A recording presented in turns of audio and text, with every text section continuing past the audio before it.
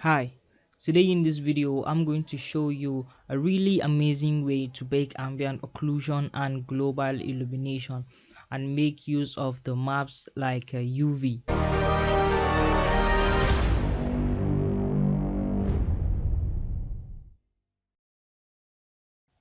Okay, so now I'm going to go in and bring in a cube.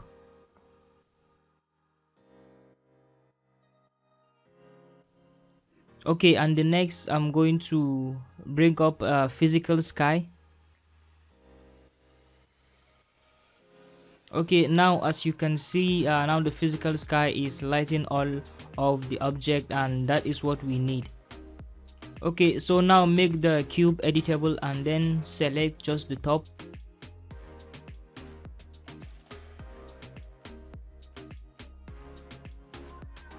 And inner extrude,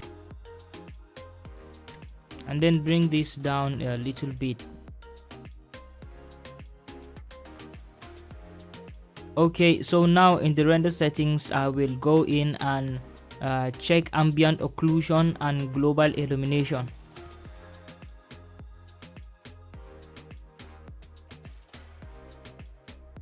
Okay, so now I have ambient occlusion and global illumination, and now you can see that the object is evenly lit from all sides, and now I can give it a render to show you how everything is.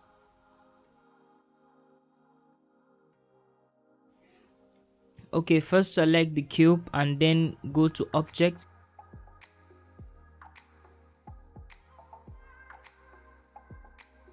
And now you can bake the object. Now for this setting I want to check ambient occlusion and the global illumination, and then I will leave the super sampling as it is, and then change the object the image quality to 1024 by 1024, and I will leave it as TIFF, and then I will change the color depth to 16-bit. Okay, and now I will choose the file destination where I want the file to be saved, and then bake.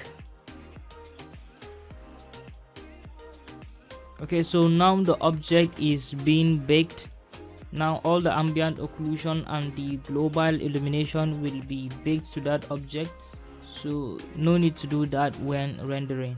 Okay, so now as you can see, when it finished rendering, it will duplicate the object, and the first one, the one at the top, is the one that is baked, and the one at the bottom is the original one. So I can go to the render settings and deselect ambient occlusion and global illumination because I don't need it now, and give it a render.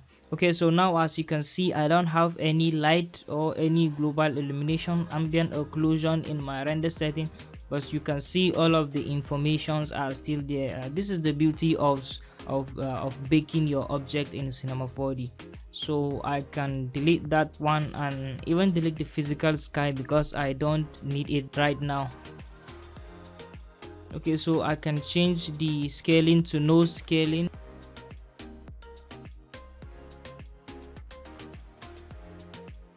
So everything is of high quality, and I can change the brightness.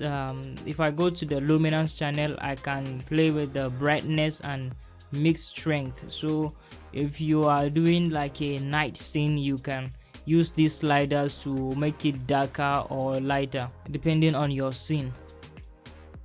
Okay, so now I can go to where I saved the material. So here inside the folder you can see we have one which is the color surface and the other one which is the ambient occlusion. So this is the one I'm going to be editing in Photoshop. So let's go ahead and open it in Photoshop. Okay, so here in Photoshop, okay, this is like a UV mapping of the cube. So I'm going to duplicate the object so I can have this one down in case. And so right now I can change the color. I can bring in a hue and saturation color adjustment, and then let me just pin it to the layer, and I can change the sliders to change the colors however I want.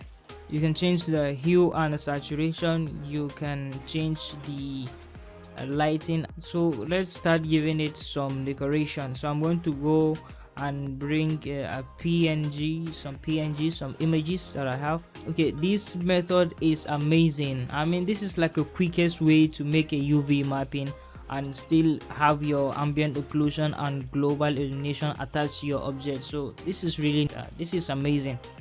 So now I have let me go in and bring in a png or any other image.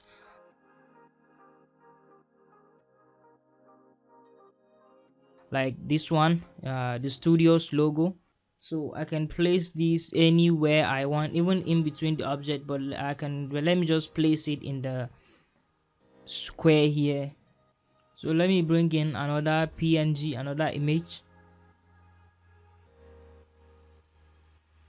and I can resize it to fill up the space I want.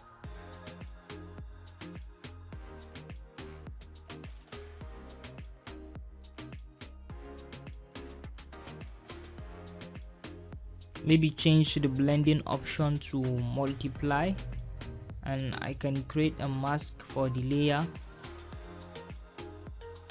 Then Ctrl I to invert the mask, and now I can select a texture brush and I can bring out those rust.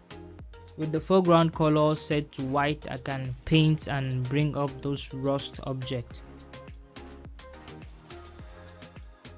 You can use any brush, of course, anything works, any color. I can even change the color. Okay, so now let me bring in more images.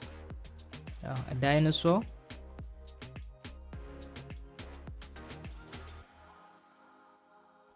and then I can play with the blending option.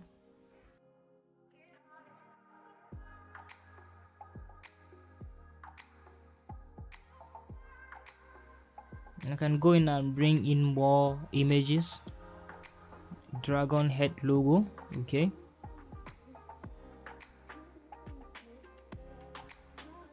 And maybe this metal texture.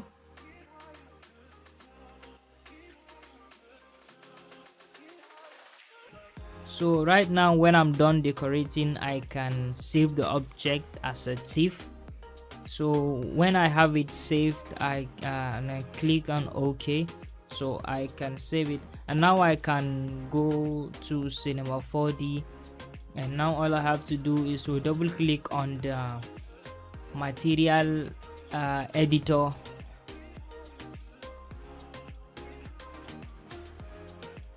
and then hit reload. So here you can see all the textures that I have in Photoshop. Everything is out. We have the studio's logo, the dragon logo, the metal texture, the paint, the grunge painting I did. Everything is here. So I can go in, of course, in Photoshop and make more changes. Maybe make more color adjustment, make it brighter, darker, hand paint on it. Anything is possible here. Now, what is the benefit of this? Well, number one, you get a much more faster render. How fast are we really talking about here? I mean really fast, because all the ambient occlusion and global illumination will be baked to that object, so time required for all of those calculation is zero. I apply this method in my workflow when I'm done with animation and modeling, because this is like a UV mapping. You wouldn't want to mess up the UVs. So yeah, this is it for this week's video.